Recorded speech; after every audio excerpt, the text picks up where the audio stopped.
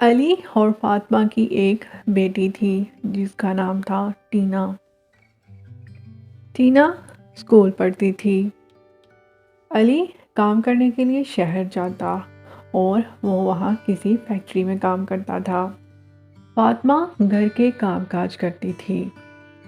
علی جو کماتا اسی سے ہی ان کی زندگی کا گزر بسر ہو رہا تھا۔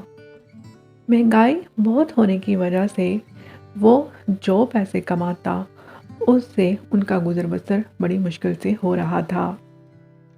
ٹینا کے گھر کے پاس ایک عورت کا گھر تھا۔ اس کے پاس کوئی بھی نہیں تھا، وہ اکیلی رہتی تھی۔ اسکول سے واپس گھر آنے کے بعد ٹینا کھانا کھا کر اس عورت کے پاس چلی جاتی اور اس کے لیے بھی کھانا لے کر جاتی۔ تم آ جاتی ہو تو میرا ٹائم بھی گزر جاتا ہے، ورنہ میرے پاس تو کوئی بھی نہیں آتا۔ کوئی بات نہیں، اگر آپ کے پاس کوئی نہیں آتا میں تو آتی ہوں نا۔ اگر آپ کو کوئی بھی کام ہو تو آپ مجھے کہا کریں۔ ٹینا بیٹا تم بہت ہی اچھی ہو، ٹھیک ہے مجھے جو بھی کام ہوگا میں تمہیں کہا کروں گی۔ یہ لیں میں آپ کے لیے کھانا لے کر آئی ہوں، آپ یہ کھانا کھا لیں۔ اچھا تمہاری بہت بہت مہربانی، تم میرے لیے کھانا لے کر آئی ہو۔ ٹینا اس عورت کے گھر کی صفائی بھی کر دیا کرتی تھی اور ٹینا اس کا بہت خیال رکھتی تھی۔ جب کبھی ٹینا کھانا نہ پہنچا سکتی، ٹینا کی ماں اس کو کھانا دے کر جایا کرتی تھی۔ ایسے ہی وقت گزر رہا تھا۔ ایک دن جب ٹینا اس عورت کے گھر گئی تو وہ دیکھتی ہے کہ وہ عورت بہت بیمار ہے۔ کیا بات ہے، آپ کو کیا ہوا ہے؟ آپ بیمار کیوں ہو گئی ہیں؟ سردی کا موسم ہے، مجھے لگتا ہے مجھے سردی لگ گئی ہے۔ میں بابا کو کہتی ہوں کہ کوئی ڈاکٹر لے کے آئے اور آپ کو وہ میڈیسن دے کے جائے۔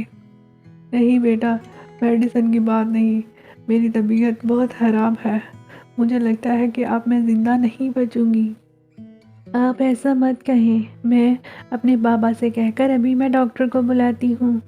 یہ کہہ کر ٹینا اپنے امی ابا کو اس عورت کے گھر لے آتی ہے۔ اس کی طبیعت خراب ہوتی جا رہی تھی اور اس کو سانس لینے میں دشواری ہو رہی تھی۔ میں ڈاکٹر کو لے کر آتا ہوں۔ نہیں نہیں بیٹا، ڈاکٹر کو لانے کی ضرورت نہیں ہے، مجھے نہیں لگتا کہ میں زندہ رہوں گی۔ میں تم لوگوں سے ایک بات کرنا چاہتی ہوں۔ جی جی بولے، آپ کو کیا بات کرنی ہے؟ ٹینا نے اور تم لوگوں نے میری بہت خدمت کی ہے، ٹینا نے میرا بہت خیال رکھا ہے، میں آپ لوگوں کو کچھ دینا چاہتی ہوں۔ وہ دیکھو، وہ سلائی والی مشین پڑی ہوئی ہے اور میرے پاس تم لوگوں کو دینے کے لیے اور کچھ نہیں ہے۔ یہ ایک سلائی مشین ہے اور یہ کوئی عام سلائی مشین نہیں ہے۔ سلائی مشین مجھے جس نے دی تھی اس نے کہا تھا کہ کوئی اچھا اور نیک آدمی ہی اس مشین کو چلا سکتا ہے، تو ٹینا ایک اچھی لڑکی ہے، اس نے میری بہت خدمت کی ہے، میں چاہتی ہوں کہ یہ مشین وہ لے کر جائے۔ ایسی بات نہیں ہے، آپ پریشان نہیں ہو، میں ڈاکٹر کو لے کر آتا ہوں اور آپ ابھی ٹھیک ہو جائیں گی۔ نہیں نہیں بیٹا، میں اب ٹھیک نہیں ہوں گی، تم ایسا کرنا میرے مرنے کے بعد وہ مشین تم گھر لے جانا۔ یہ کہہ کر اس عورت کی جان نکل جاتی ہے اور وہ مر جاتی ہے۔ اسے دیکھ کر ٹینا، اس کی اماں ابا بہت پریشان ہوتے ہیں اور ٹینا رونے لگتی ہے کیونکہ ٹینا اس عورت سے بہت پیار کرتی تھی۔ اس کی موت کے بعد وہ مشین گھر لے آتے ہیں اور اس مشین کو ایسے ہی رکھ دیتے ہیں۔ ایسے ہی وقت گزر رہا ہوتا ہے۔ ایک دن علی جب فیکٹری سے واپس گھر آ رہا تھا تو اس کا بس کے ساتھ ایکسیڈنٹ ہو جاتا ہے۔ ایکسیڈنٹ میں اس کو کافی چوٹیں لگتی ہیں، اس کی ٹانگ اور ایک بازو ٹوٹ جاتا ہے۔ اب وہ چل پھر بھی نہیں سکتا تھا اور فیکٹری میں کام بھی نہیں کرتا تھا، جس کی وجہ سے ان کے گھر میں کھانے پینے کی چیزیں ختم ہونے لگیں۔ ماں، ٹیچر کہہ رہی تھی کہ میرے پاس نئی بکس نہیں ہے تو مجھے نئی بکس کے لیے پیسے چاہیے۔ بیٹا میں تمہیں پیسے کہاں سے لا کر دوں؟ تمہیں تو پتہ ہے کہ تمہارے باپ کا ایکسیڈنٹ ہو گیا ہے اور وہ گھر ہی پڑا ہے، تو میرے پاس کوئی پیسے نہیں ہیں۔ ماں، ٹیچر کل بھی ڈانٹ رہی تھی اور وہ مجھے آج بھی ڈانٹے گی، مجھے کہیں سے پیسوں کا بندوبست کر دو۔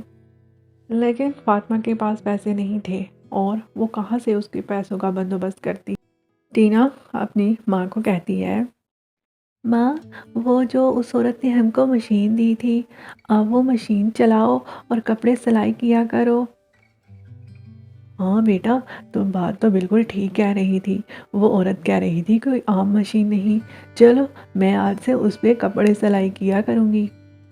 یہ کہہ کر فاطمہ اس سلائی مشین کو باہر نکالتی ہے اور وہ کپڑے سلائی کرنا شروع کرتی ہے۔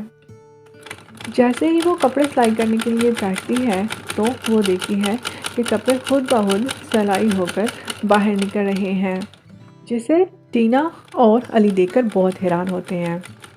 ٹینا اپنی ماں سے کہتی ہے کہ ماں، اس مشین کو کہو کہ میری بکس بھی دے۔ جیسے ہی ٹینا یہ کہتی ہے، اس کے سامنے اس مشین سے نکل کر بکس سامنے آ جاتی ہیں۔ اس طرح انہیں پتہ چل گیا کہ کوئی یہ عام مشین نہیں ہے، یہ ایک جادو کی مشین ہے۔ یوں فاطمہ لوگوں کے کپڑے سلائی کرنے لگی اور بہت دور دور سے اس کو آرڈر آنے لگے اور ان کو جو چیز چاہیے ہوتی وہ مشین سے کہتے اور وہ چیز ان کے سامنے آ جاتی۔ مشین علی کو بھی بالکل ٹھیک کر دیتی ہے۔ یہ سارا کچھ اس عورت کی دی ہوئی مشین سے ہوا ہے۔ ہاں ہاں، آپ بالکل ٹھیک کہہ رہے ہو، یہ اسی عورت کی مہربانی ہے۔ یوں وہ ان پیسوں کو جمع کر کے ایک گھر بھی خرید لیتے ہیں جہاں وہ اپنی خوشی والی زندگی گزارنے لگے۔ اگر آپ کو ویڈیوز اچھی لگ رہی ہوں، پلیز چینل کو سبسکرائب کیجیے، لائک کیجیے، کمنٹ کیجیے اور زیادہ سے زیادہ شیئر کیجیے۔